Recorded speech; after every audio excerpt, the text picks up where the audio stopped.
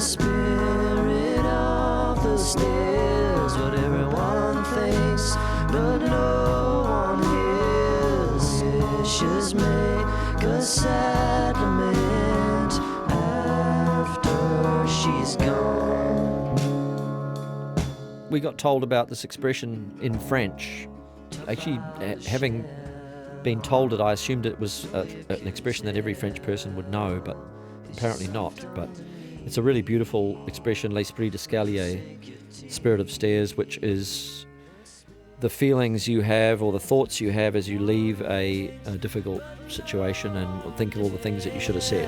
Wishes make the sad lament after she's gone. In the middle of 1995, you had Peter Jones as your new drummer. Yep. And you're recording a pile of demos at York Street Studios. Yeah, in the middle of winter. And yeah, it was just an attempt to try and work up some new material. My own anthem, something joyous, cover the weakness in my soul. Anthem is a highlight for me, which you revived last year. Which we put on the B-side of Help Is Coming, which was also from those sessions. It was nice that song had a day at some point, because it was one of the standouts, maybe the top 3 of those demos, and never really got, well, it got a look in on Afterglow, obviously, but it never really got a proper look in. Deserved better, maybe, and that it happened to fit somebody's genuine scheme for addressing in some small way an overwhelming crisis, the refugee crisis, which is still ongoing obviously, but it was just a beautiful thing that song can rise again from 10 years earlier and appear to be incredibly appropriate.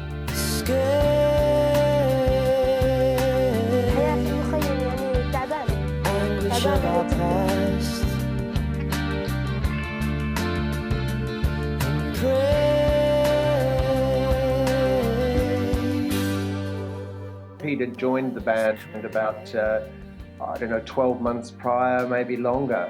He finished the world touring that we'd done on Together Alone, and we developed a rhythm section relationship that just felt very comfortable to me. It was probably more groove-based than song-based when we were arranging things in pre-production.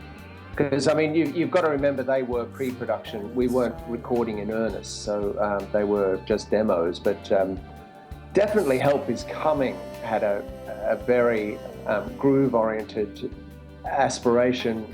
You know, he was a jazz drummer, Pete, soul and jazz. And reggae, actually. He was a really good reggae drummer. He played with Ross Hannaford in Melbourne in Dinah Kiss. And I knew him through art school. We were old mates.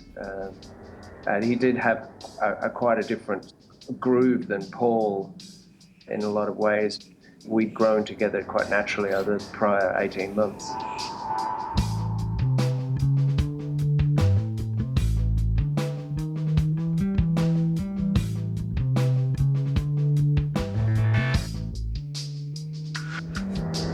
Taste of Something Divine features New Zealand electronic musician Paddy Free.